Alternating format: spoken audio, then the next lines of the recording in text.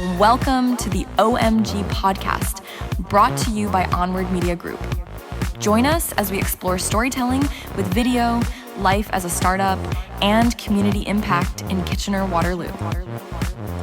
We dive into industry trends, behind-the-scenes insights, and the challenges and successes of our journey. Whether you're a creative, entrepreneur, or just passionate about video and storytelling, we've got something for you.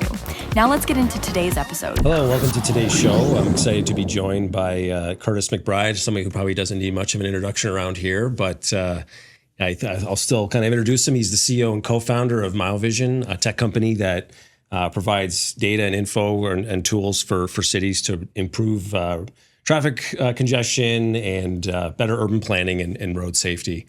Thank you for joining us today, Kurtis. I appreciate your time.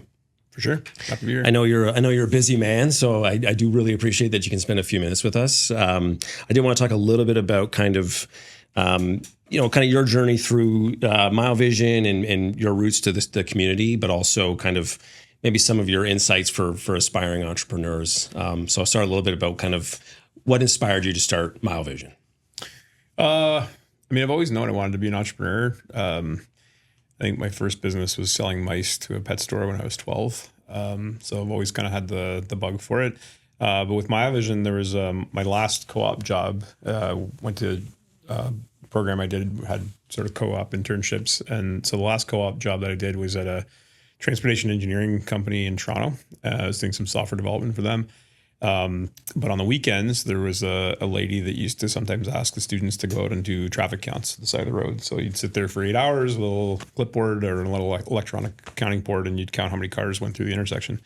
And then you'd go back to the office on Monday and you'd see how this data was being used to make really important decisions in cities, like how to retime a traffic signal, or how to rebuild bad lanes, this kind of thing.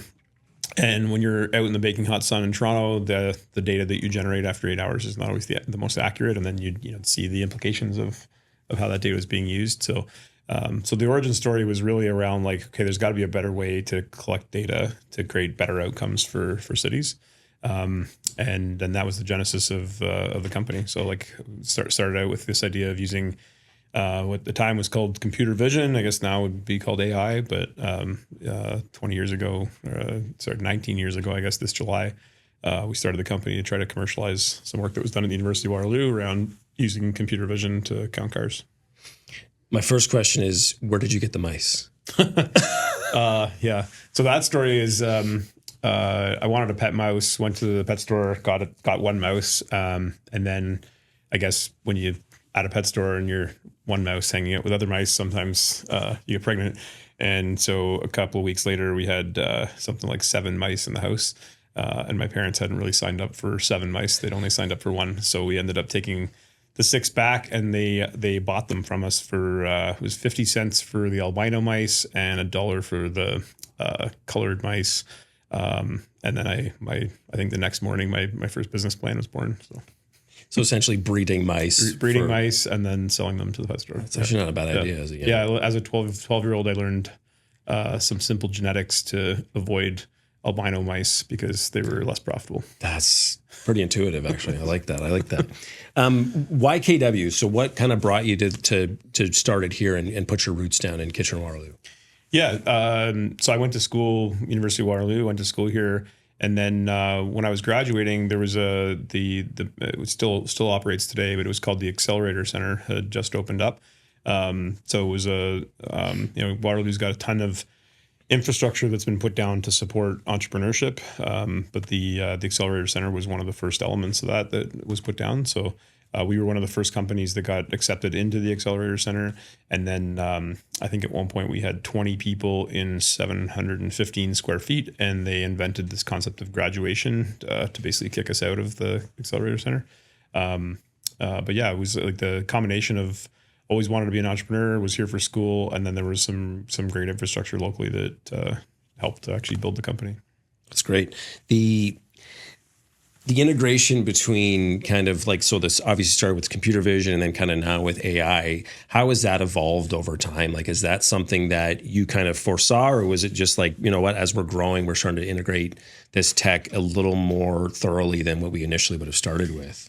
Yeah, so I mean, my master's was in computer vision, and that's kind of where the company was born from. But at the beginning, computer vision was largely, it was like a heuristic kind of approach, right? So you'd look at attributes of the video. So, you know, where are the edges? Where are things moving? You know, foreground versus background. So you'd sort of like come up with this heuristic model of a car is in the foreground. It's generally moving. It's generally in this part of the image.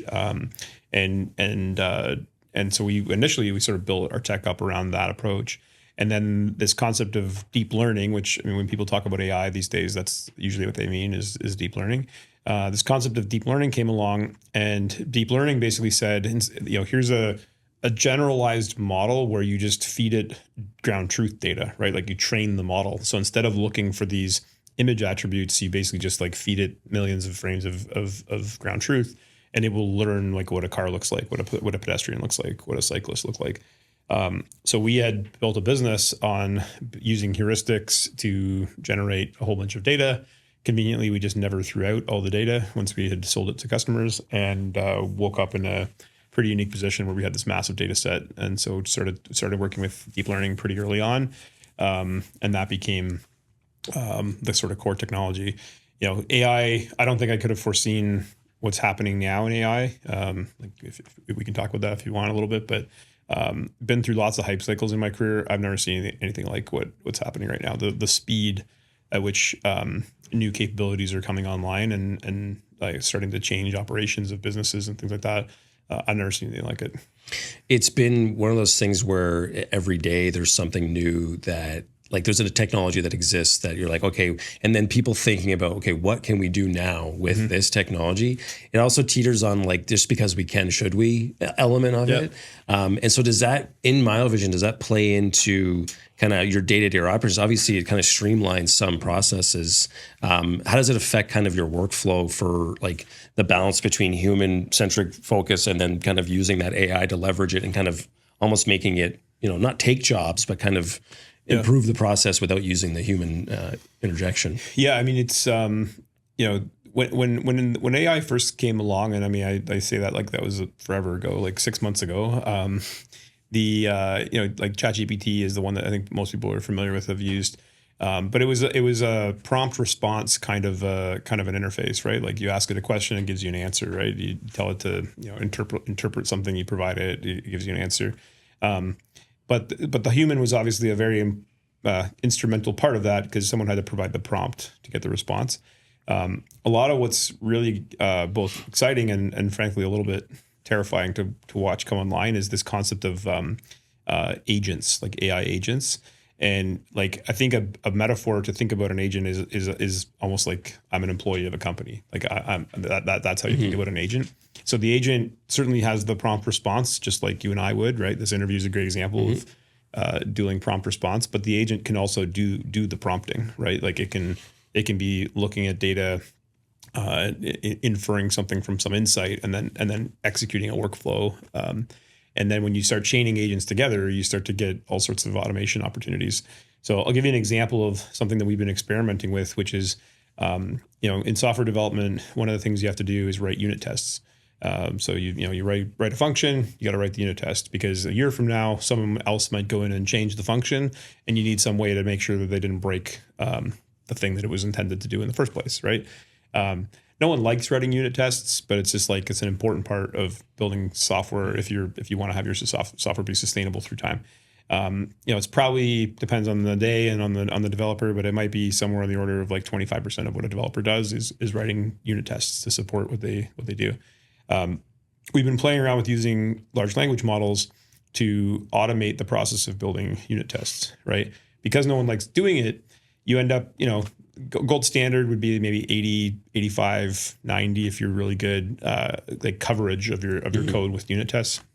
You know, most people are in the 60% if they're really focused on it, because no one likes doing it.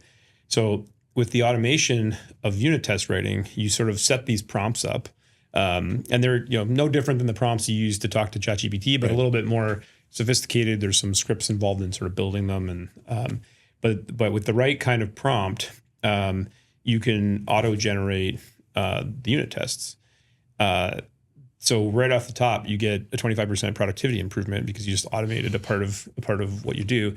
But moreover, because you automated it, you get higher test coverage. So your customer experience is better because you have less risk that you're going to run into issues.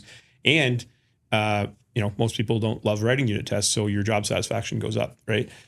So as a company, that's that one little automation gives us, with the same number of software developers, we can go 25% faster in theory. And that's just one step in the software development lifecycle. There's many other examples of where these kinds of LLM automations can be used. So I think whether it's software development, whether it's marketing, HR, like there's all sorts of opportunities to bring these agents into the business.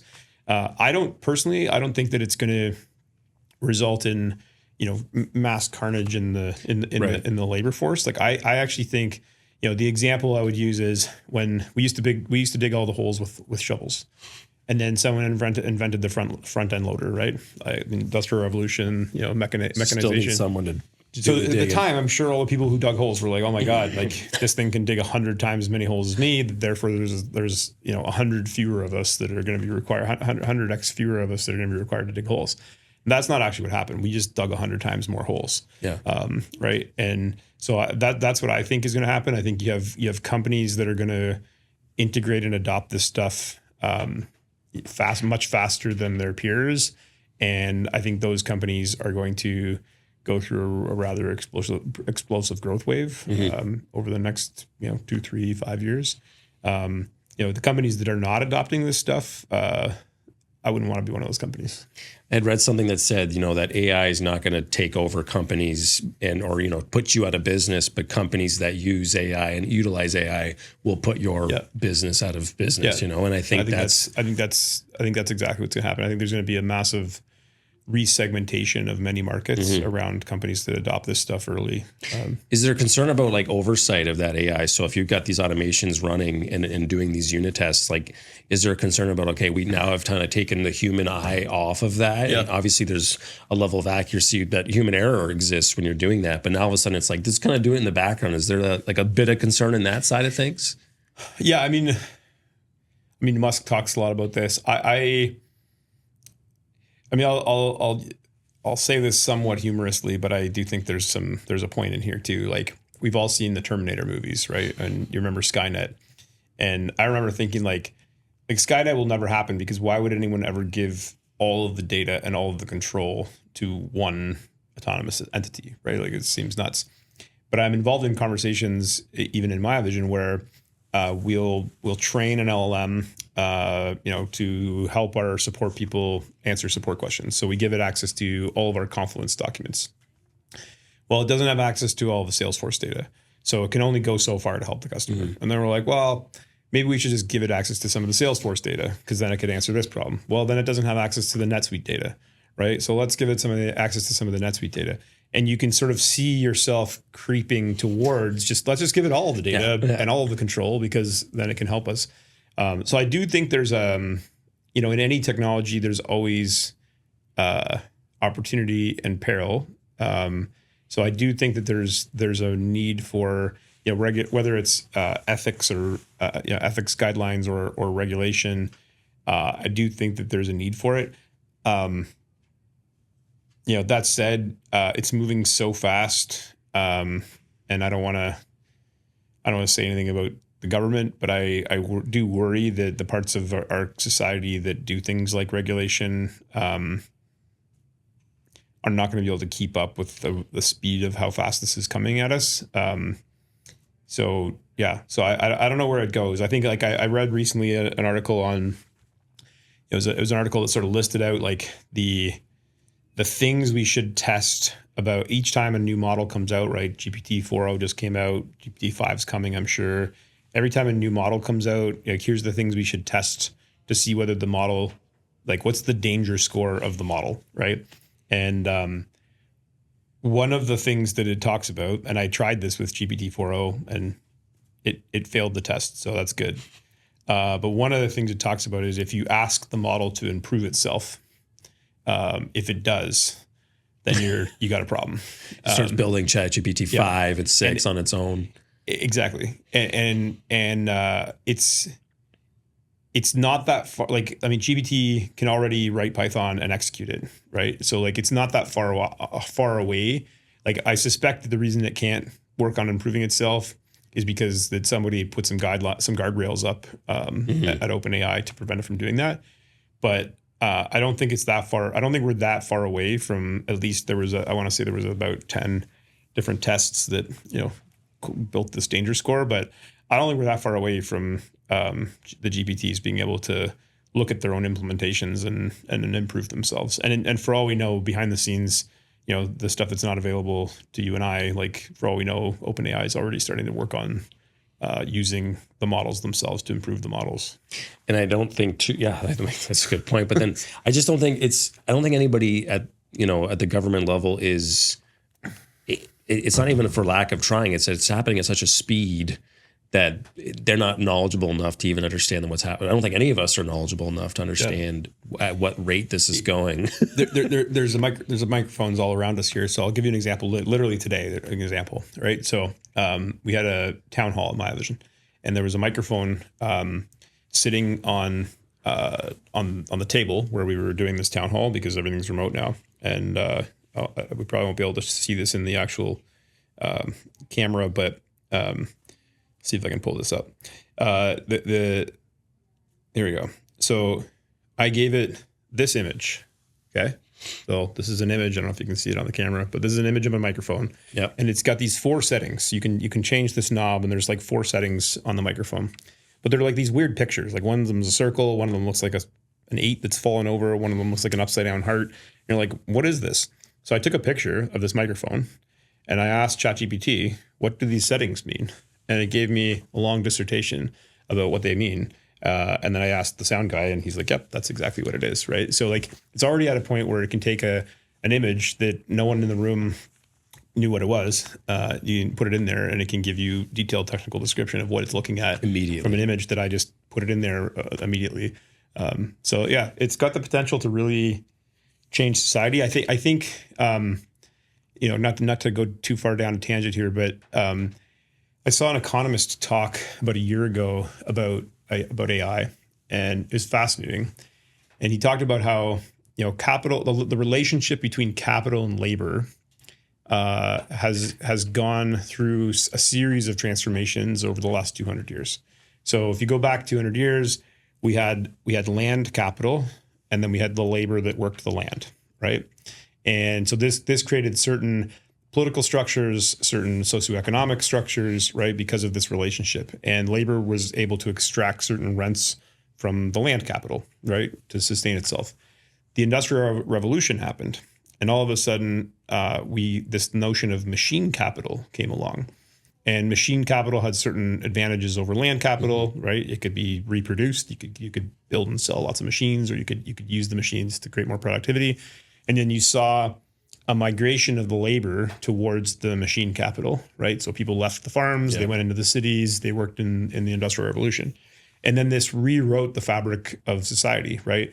Like we have the Democrats and the Republicans. Mm-hmm. We have, labor unions, we have labor laws, we have all these things that took time because for a while there was an imbalance between the capital and labor, right?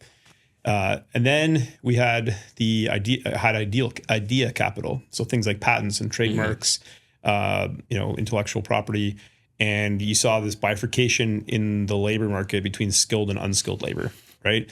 And we've built, arguably our housing market is propped up on skilled labor, right? Because skilled labor can extract high rents from idea capital. And again, sort of rewrote the fabric of politics and economics and education, higher education, and all this kind of stuff. And his point was, we're entering into the fourth version of this, where all of a sudden, learning capital is a thing, right? Intelligence capital, however you want to call it, is now a thing. The things that used to be the sole domain of labor, can now be owned by capital. Yeah. Right.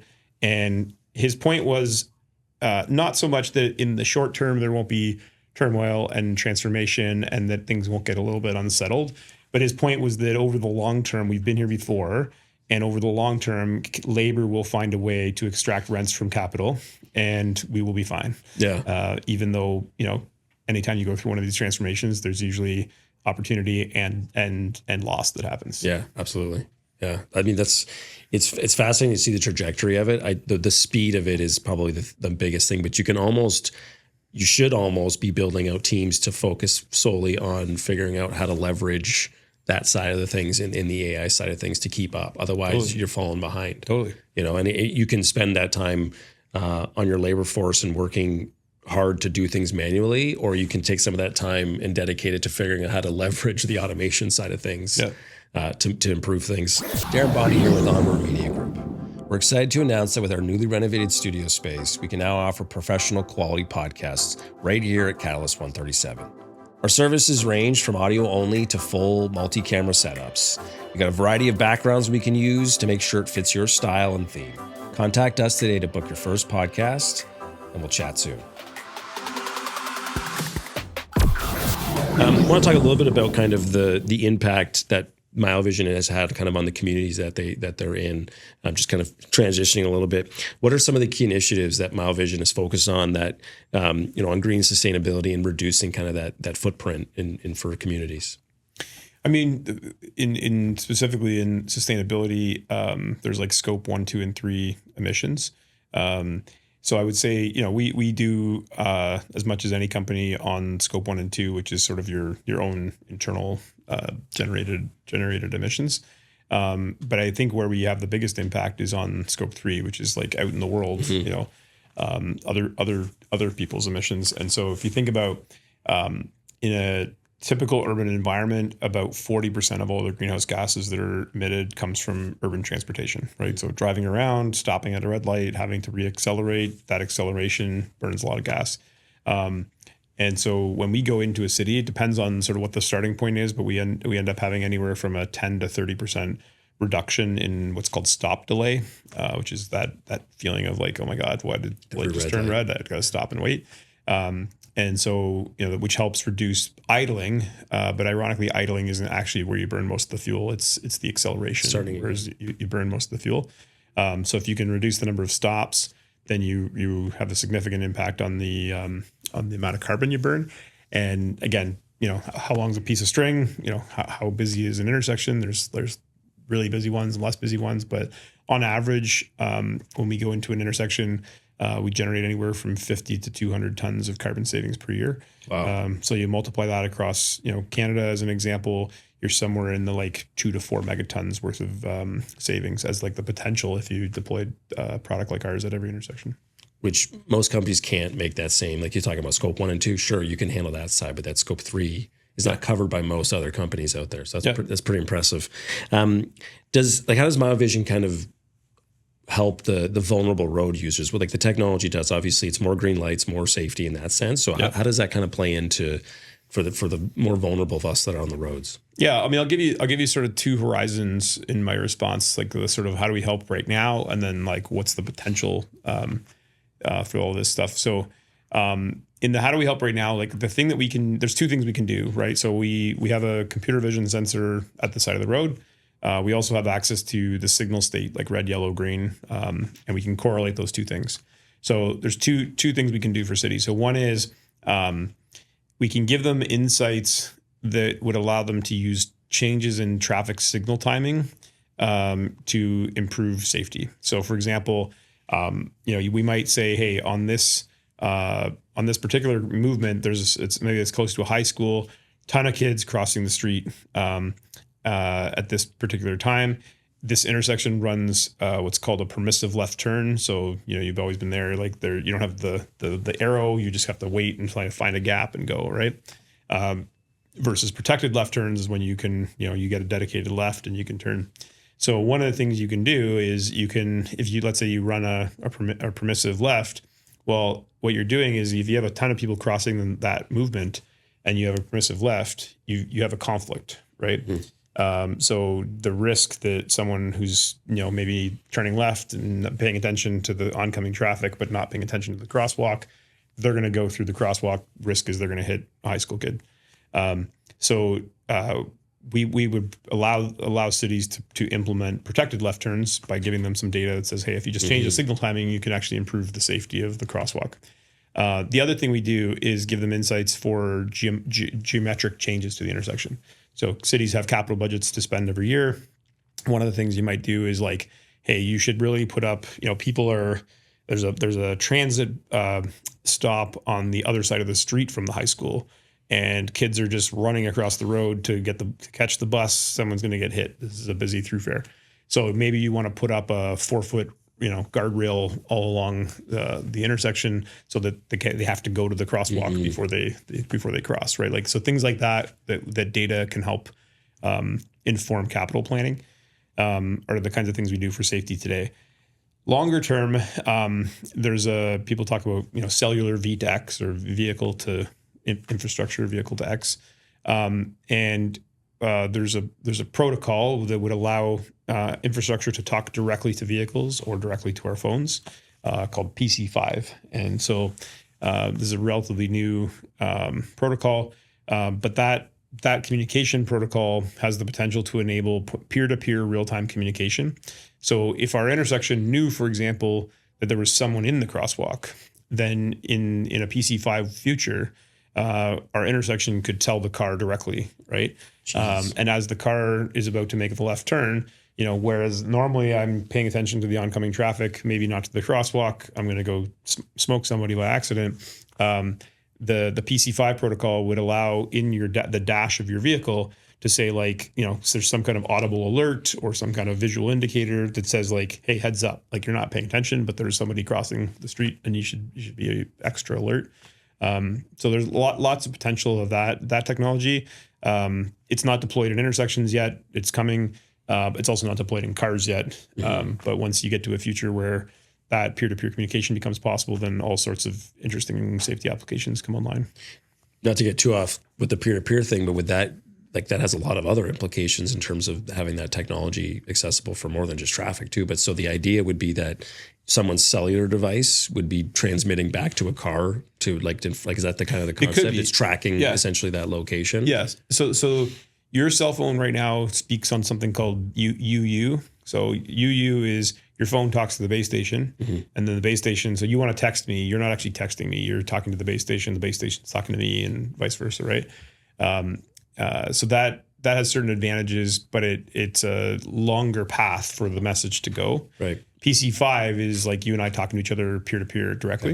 Okay. So it was initially designed for infrastructure, car to car. So like, the car could even tell the other car, I'm about to turn left. And if I see you coming into my path, like I could, either I could hard brake automatically, or I can freak out and tell the driver someone's about to hit you. But yeah, putting that same radio technology into cell phones would allow pedestrians to be part of that network, that safety network, as well. When it comes to making the road safer with some of this data and putting guardrails up and monitoring specific intersections with this information, are you also considering community feedback, or is this all Miovision driven, saying this intersection has this issue? Like, given a lot of people within a community would understand the issues of specific roadways, you take that type of feedback? It's a great question.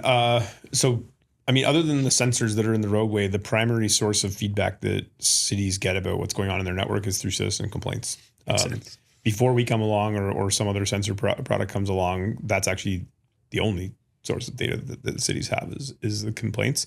So that there is a latent, let's say, emotional force in a community, positive or negative, about what's going on inside the intersection network. But there's a high amount of friction right now to get that latent sort of experiential feedback into the hands of the city. And this is why the only time you ever call them is when you're really, really pissed off. Yeah. So today, to be honest, we don't do a ton to enable a low friction way for citizens to provide feedback directly to their cities. But it is an area that we've thought a lot about, and you see it a lot in the cycling community, where like there's a very active, vocal cycling community, and they inform planning, public policy, things like that. So yeah, through today we do it a lot through passive, measurement of what's happening. But you could imagine a future where mobile app integrations and things like that would allow citizens to provide, not just when they're really upset, but even like thumbs up when an intersection works well. Like that would be a great thing for a city to know. Right. Yeah. Like even when there's positive changes, obviously, like I think as a commuter, I would say personally that I get frustrated a lot just with intersections and roadways and traffic flow and urban planning and all that kind of stuff. But you can also see on the other side where it's like, hey, that change you made actually worked. I was always a big, I remember when the roundabouts kind of started becoming a thing that was more frequently used. At the outset, it was like, this doesn't make any sense. But then there are use cases of it where like, it doesn't make sense here, but I've been to places where like, you know what, actually that roundabout does kind of actually work. It reduces those high speed accidents and it does kind of help the flow better. But I do think there's got to be, I know specifically for this region, it is challenging to kind of get that to be heard when it comes to your thoughts on traffic flow. And if you're somebody who commutes every day, cycles every day, or is walking on these roads, and for the safety of your own family and that kind of stuff, I think it's important to be able to kind of integrate that with the data to make it safer. Yeah.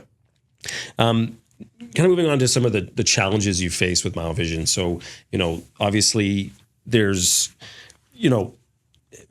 I guess kind of address some of the challenges you face while staying true to kind of, keeping interaction with the community, obviously trying to improve the roadways, but, what kind of challenges have you overcome in that situation? With specifically with the customers, or well, I guess kind of with the community itself. So have you faced challenges within the community when it comes to integrating Miovision? No, not generally. I mean, I think we're we don't issue tickets. Any data that we generate is totally anonymized, so we're not capturing PII, things like that. So I would say generally when we go into a city, we're generally there to, I'll give you an example. Like City of Milton, there was a commuter route between where people live and this GO train. So people would like drive into the GO train and then take the GO train into Toronto, right? And so that route from where people lived to the GO train was just like constantly having traffic problems, like massive backups. And so for like something like 2 years, there'd been a series of different projects attempting to try to understand what was happening and fix it. And so we eventually got put in, and we do something called signal performance measures, which is basically a way to like quantitatively measure the things that, there's basically two types of failures in an intersection. There's coordination failure, which is like, man, I keep hitting all these red lights. Feels like I should be hitting green lights. And then there's something called a split failure, which is that feeling of like, there's a big queue of cars at a red light and there's nobody going through the other direction. Like, why is the timing this way, right? That's a split failure. So we put a product in called SPMs, signal performance measures, that could measure those two types of failures. We provided a bunch of insight to the city, which allowed them to pretty quickly identify the problem and fix it. All of a sudden, that commuter corridor, starts moving fast. Mayor is super excited. This thing finally got fixed. They ended up doing a case study where like the mayor was, talking about how great this thing was. So I would say, no, generally when we go in, we're not met with like a whole bunch of, resistance, provided that we deliver on the brand promise. So.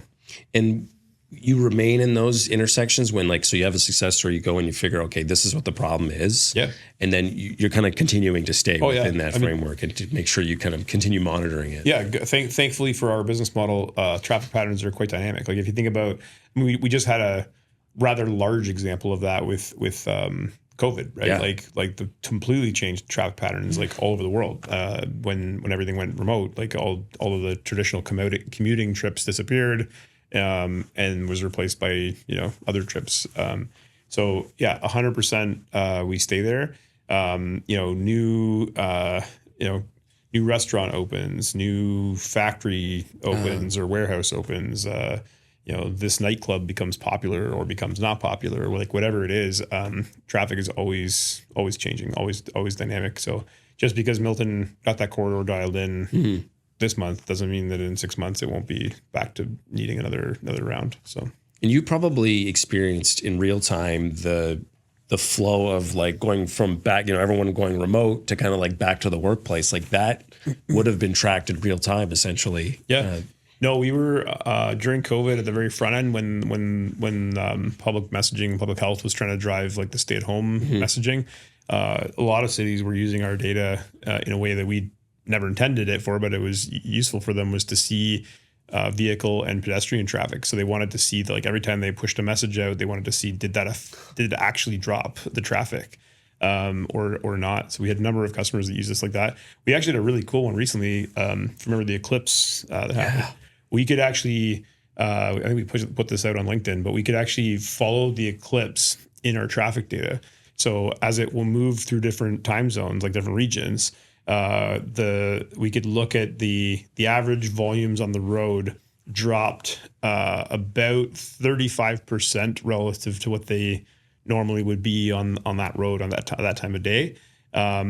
In this weird way that sort of like moved across North America, because everyone just basically stopped, got out of their car, watched the eclipse for a few minutes, an hour, I'm sure with the safety glasses, and then got back in their car. And then on the other side, as the eclipse moved through and left, we saw this like increase that like lasted it was like a 20% increase that lasted for an hour and a half as everyone got back in their cars and got back on with their day. It was just like super cool to see, a total eclipse of traffic move across the...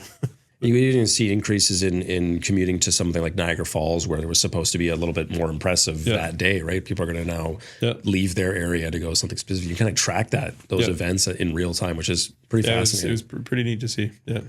You've talked a little bit about kind of, the future of the technology, but what else can you share about kind of where you're headed, what vision you have for Miovision in the future as you grow? I mean, I'll say, this is a vision of Miovision. It's just a vision of my industry. Most people don't think about intersections very much, but an intersection is essentially an electrical cabinet. So like red, yellow, green is quite literally like flicking light switches on and off, like red light off, green light on, right? There's 64 electrical lines that come out of the little metal box you see on the side of the road that power everything that's going on in the intersection. So for example, if you've ever wondered, when you see those countdown timers at the intersections, like sometimes they don't end right at the time when the light changes. Well, this is because like if you wanted to do a 16-second countdown, you'd need 4 bits of data. You only have 64 electrical lines, essentially 64 bits. You have 8 countdown hands. So you'd have 32 of your bits being used to just power clocks. So you don't do it. Instead, what you do is you just put a little microcontroller in the countdown hand, and it counts down based on what happened on the last cycle. So what you're actually seeing when you see that countdown is not the time to green on this cycle. It's the time to green on the last cycle. Oh my gosh, right? I would have never known that. Yeah, and this is why it appears wrong, is because it is, because it's by design wrong. So one of the things that we see, and that's a trivial example, but you could also, in a more meaningful case, level 5 autonomous vehicles. It's very expensive to put all the sensors. A Waymo vehicle, which is I would argue has achieved level 5, does a $300,000 US vehicle, like the amount of sensors they have to put in that car to make that work.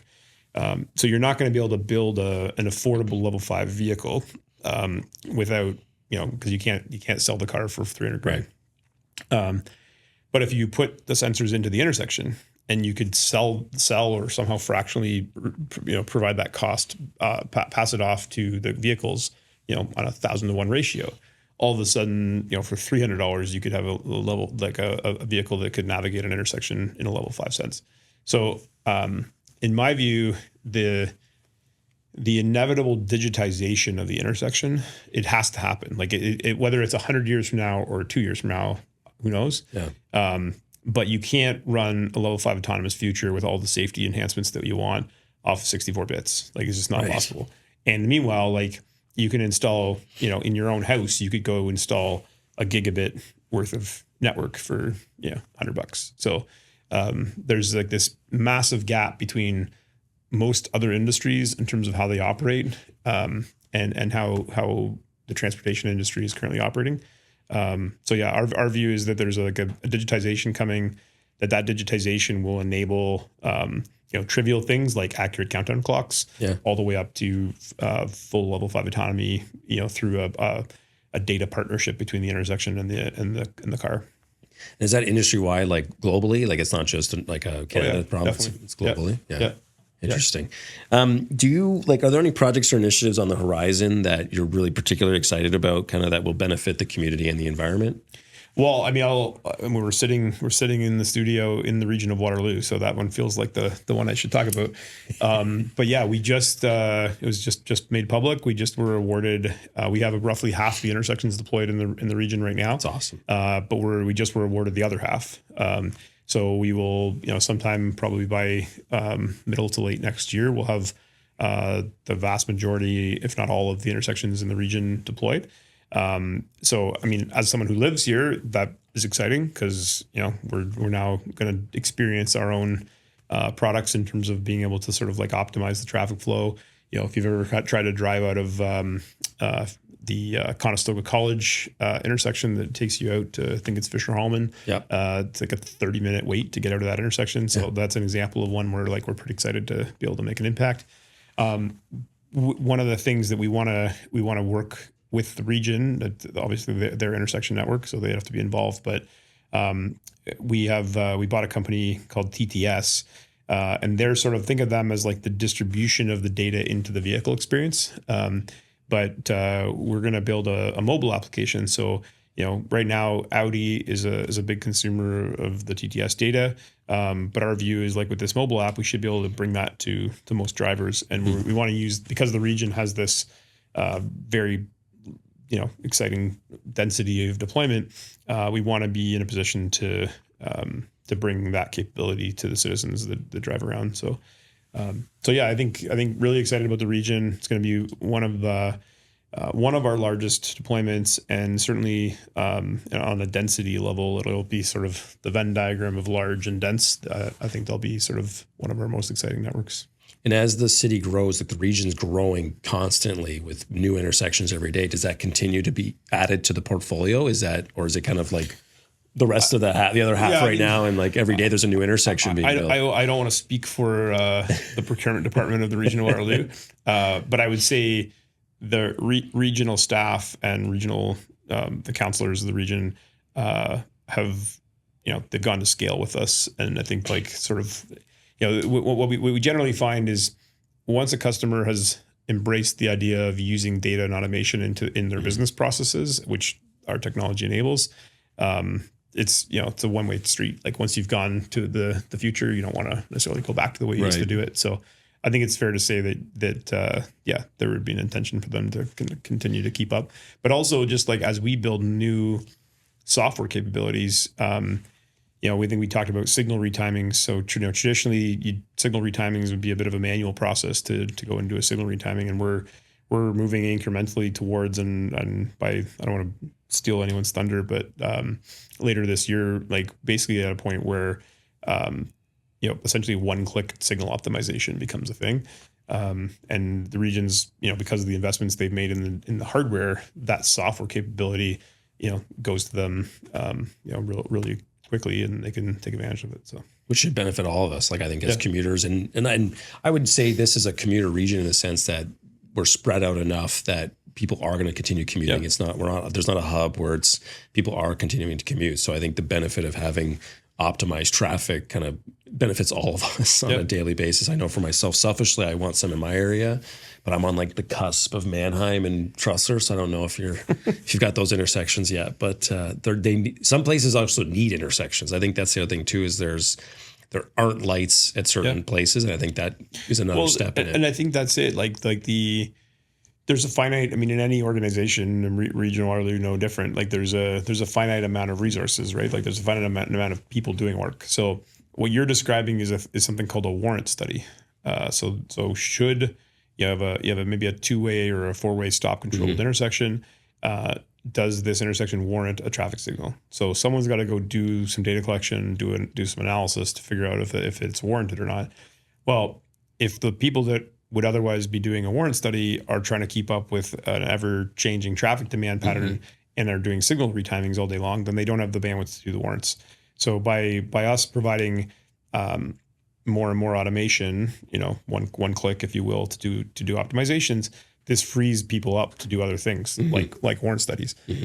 So yeah, we have the sort of direct impacts that we have in our product sets, but we also have the secondary impacts of freeing up time to do other things that maybe are higher value things. And I think with the ever growing population of the region, to keep up with that, right? Like every road that may not have been a busy, artery before is now becoming one, right? With only so many roads that lead us to Waterloo from Kitchener and vice versa. And I think the city's ever-growing population is going to continue to be not a pain point, but something you have to keep up with. Like the region has to keep up with. And so hopefully utilizing this technology will allow them to put some of those resources towards, improving those roadways with intersections when needed. Yeah, definitely. Yeah. Switching a little bit to kind of your personal side of things and kind of your philosophies in business and in life, I kind of just want to ask a couple questions. So kind of what personal philosophies, guide you in your leadership and decision making?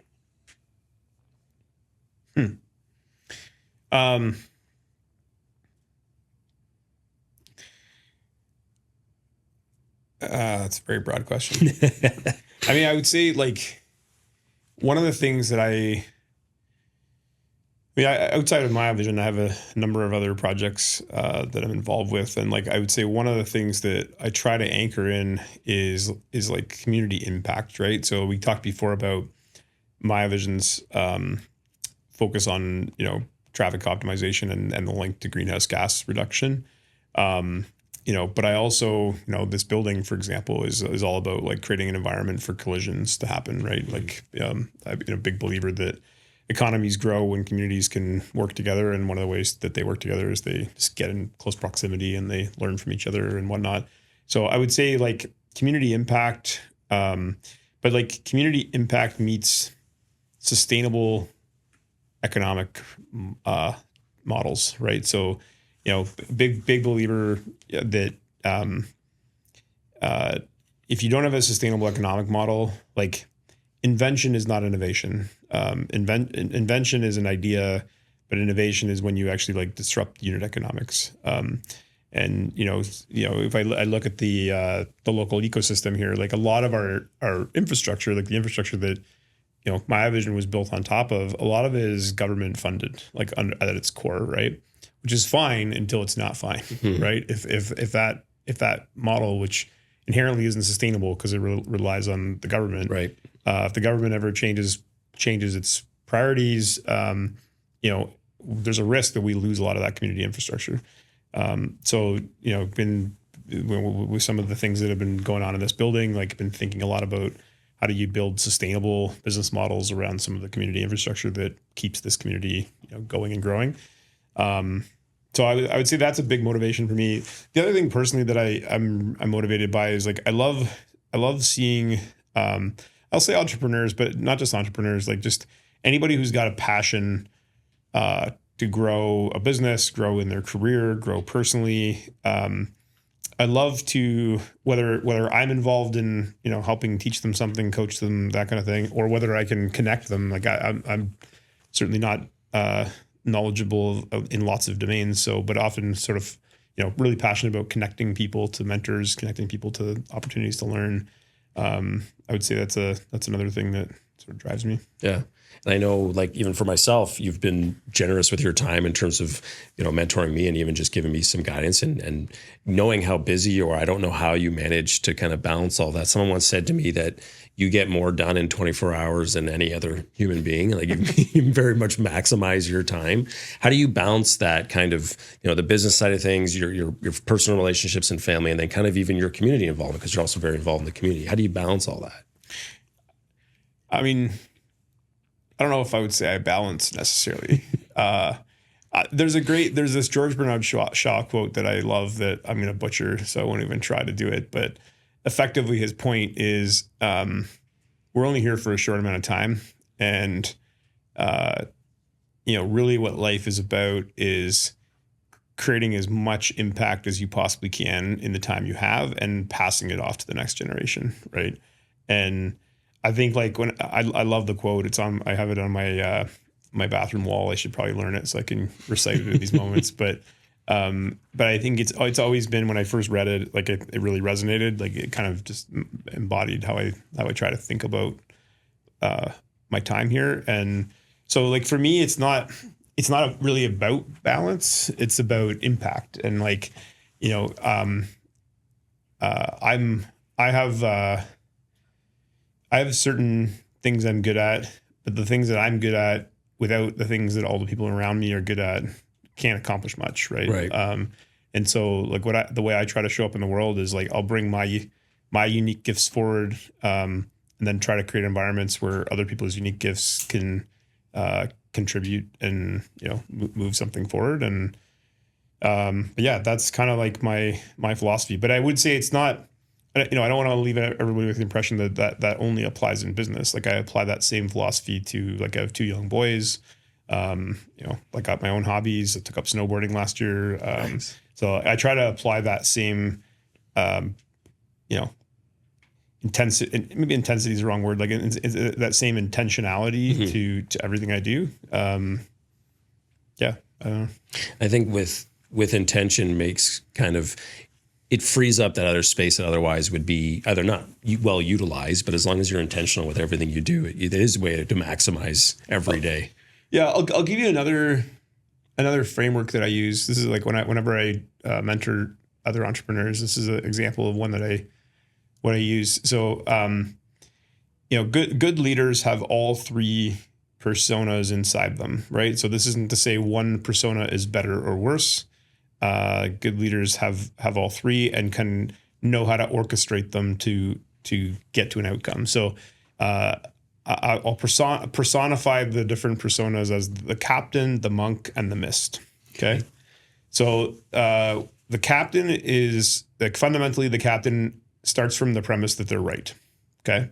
So if you're captain of the Titanic and there's an iceberg ahead of you, there's no time to debate whether we're going left or right. Like, we're going left, and everybody's got to just go left, right? And if someone says, well, sir, you know, maybe we should go right, like, sorry, like, go left, right? It's not that the captain is necessarily right, but there's a certain leadership style where you just assume your starting point assumption is I'm right, and that everyone else needs to follow me, okay? So has certain advantages in terms of speed of decision-making, things like this. Then there's the monk. The monk starts from the premise that they're wrong, right? So if the monk was dealing with the Titanic, the monk might say, I see an iceberg, but what do you guys see down in the front of the ship, right? Well, it turns out there's like 30 people down at the front of the ship. They can all see from different vantages, and they're like, sir, that's the moon just glinting off the water. There's no iceberg. And like, okay, well, I was wrong, right? So we don't need to turn left or right. We can just keep going because I was wrong. You know, don't be the captain that tries to disguise themselves as the monk, because that's not the monk. That's just manipulation, right? Like, if you're going to be the monk, you have to genuinely show up in your heart as like, I'm here just to learn. Like, I just want to be less dumb when I'm done this conversation, right? And the monk is really good at perspective building. And usually if the monk shows up and can activate a room, the collective output of that room is better than any one person could have done. But the captain and the monk are both limited by the fact that they have to be in the room, right? So there's a finite amount of scale that the captain and the monk can achieve, whereas the mist is about setting up the environment around you to force multiply you, even when you're not in the room, right? And even in some rooms, people don't even know that they're in the mist. They just are, right? And like, one of my mentors, I would say, is like the master of the mist. I won't say who, because he would want to be the mist. Is he here with us right now? he is, actually. But you know, things like if you think about standards, we have lights in here, we have cameras in here. These are plugged into the wall, right? Well, there's a particular wall plug that is common across all of North America, right? Little does everyone know that at some point that wasn't true. Someone made that happen, right? There was a bunch of work that was done to structurally set up the North American economy such that there would be a standard wall plug there for you to do that. And then every company that's ever built anything that was, you know, could plug into the wall Had to get on board. Does that. Well, that's an example of the mist, right? Like someone intentionally designed that system to create that outcome. So I would say good leaders can use all three avenues for leadership and know when to express one over the other. If you think of any problem that you have in business or in life, usually one of those perspectives makes the problem very easy to solve. Right. So, but if you show up if you're the captain, but you should be the mist, the problem might be intractable. Like you're like, there's no way I could ever solve this. Mm-hmm. But I get more done in 24 hours than anyone else. I don't know if that's true, but if that's what people say, it's honestly probably because I take the path of least effort to get a thing done. Right. Which is to say, activate the right part of you, Captain, Monk, or Mist. And then I talked also about my passion for developing other leaders. The real power is when if you can have a whole bunch of leaders around you that all have the ability to use those three tools, then you force multiply yourself even absolutely. More, right? That's impressive. That's some pretty good advice for young entrepreneurs. Do you have anything else that you would share? Like that was kind of poetic, I think, but is there anything else you'd like to share for insights into young entrepreneurs? Believe it or not, I have a whole deck that I maintain on my computer where every time I learn someone teaches me some insight, I throw it in the deck. But I don't know. There's a bunch. I mean, I would say like one of the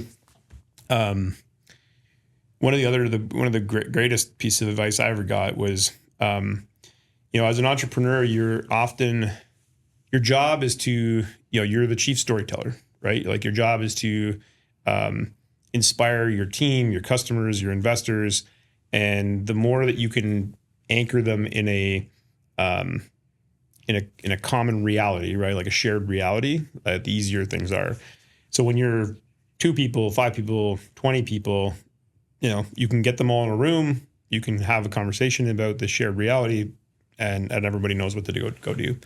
And I found when I got to 80, 90, 100 people, this is like Dunbar's number, this is known as, it was harder and harder for me to articulate a vision of where we were trying to go and have people know what work needed to happen, because the distance between the vision and the work was getting bigger and bigger, right?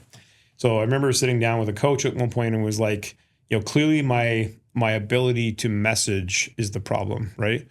I used to use PowerPoints, or I used to use a speech in a company town hall or an email, and like none of these things are working. So what's the message that I need, or what's the medium of the message that I need in order to get this out?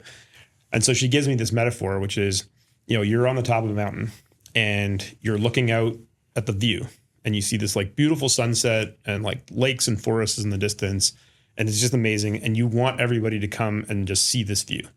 So you're like yelling down the mountain to all of your buddies that are trying to climb up the mountain about how beautiful it is. And they won't run up the mountain, right? In fact, they're parked down there and you're just like, what the heck? Like, why are you guys running? Well, it must be that my voice isn't carrying, or that I'm not being descriptive enough. So you paint a picture and you send it down to them. That doesn't work. You take a photograph. That doesn't work. You shoot a video. Doesn't work. And she's like, have you ever just walked down the side of the mountain and asked them how they're doing? And it turns out when you do that, their feet are blistered, they're hungry and thirsty, and they don't give a shit about the beautiful view. Yeah. Right? They just want a meal and a drink, and they want their feet to be bandaged. And if you can do that for them, they probably won't run to the top of the mountain, but they might take 20 steps up the mountain with you. And that was like the most powerful advice I ever got, was like, sometimes as an entrepreneur, you get carried away with where you're going. Right. But just being present with people and like meeting them where they are at is often a better way to get them to come toward the top of the mountain with you. Yeah, absolutely. That's some great advice. I appreciate your time, Kurtis. I won't take up any more of it, but thanks for stopping by today, and thanks for joining us on our podcast. For sure. Thanks. Thanks for tuning in to the OMG Podcast. We hope you enjoyed today's episode and gained some valuable insights into storytelling with video, startup life, and our community impact in Kitchener-Waterloo. Don't forget to subscribe and follow us on social media to stay updated on future episodes. If you have any questions or topics you'd like us to cover, reach out to us at info@onwardmediagroup.com.